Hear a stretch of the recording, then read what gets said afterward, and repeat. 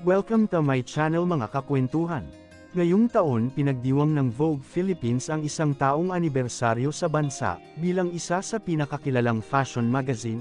Dinaluhan ito ng mga ilan sa bigating pangalan sa iba't ibang industriya, sa kanilang mga black carpet look na talaga namang mawiwindang ka sa datingan at arahan.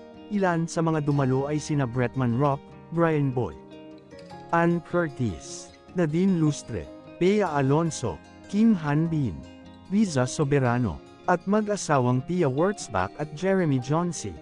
At marami pang iba. Bongga at talaga namang nagpakitang gilas lahat ng mga bisita sa pagbibigay pugay sa nasabing event, sa kanilang temang black and white.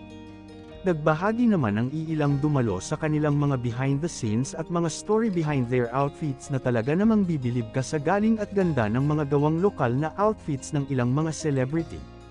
Para sa iba pang celebrity kwentuhan, mag-like at mag-subscribe na para laging updated.